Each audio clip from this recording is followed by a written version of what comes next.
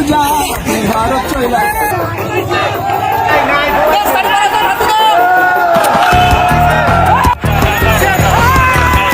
দেশে বইছে বিজয়ের উল্লাস।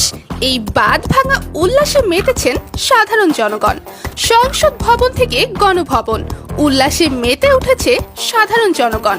গণভবনে যার যা ইচ্ছা নিয়ে গেছেন সাধারণ জনগণ। আজকে নেই কোনো বাধা, নেই কোনো ভয়। তবে জানেন কি কে কি নিয়ে গেছে গণভবন থেকে?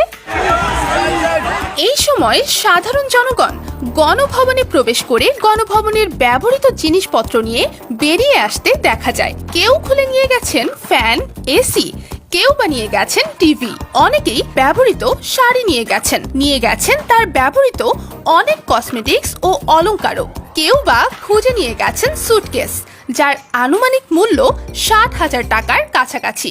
অনেকেই গণভবনের ফ্রিজ থেকে পাওয়া মাছ নিয়েছেন। অনেকেই আবার গণভবনের পুকুরের মাছ মেরে নিয়ে গেছেন।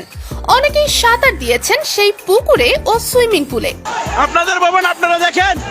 কেউ নিয়ে গেছেন আসবাবপত্র, যেমন সোফা, বসার টেবিল, আলমিরা, আরো কত কি। কেউ বা তৈজসপত্র, কেউ বা দেয়ালিকাও নিয়েছেন।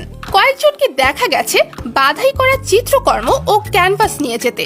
অনেকেই শুয়ে বসেছিলেন গণভবনের খাটে। কেউ খুলে নিয়ে গেছেন দামি দামি ঝাড়বাতি। কেউ বা নিজের করে নিয়েছেন গণভবনের পোষা প্রাণীদের। কিছু মানুষ হাঁস, মুরগি, কবুতর, ছাগলও নিয়ে গেছেন। গণভবনের চেয়ার, হাড়ি, পাতিল, বিছানার চাদর কিছুই নিতে বাদ দেয়নি সাধারণ জনগণেরা। একজন গণভবনে ব্যবহৃত রাউটারও নিয়েছে। অনেকেই দুপুরের খাবারটা সেরেছেন গণভবনের বুফেতে। বাদ যায়নি কিছুই। তারা নাকি এতেই সন্তুষ্ট। তবে অনেকেরই মন খারাপ গণভবনের কিছু নিতে না পেরে।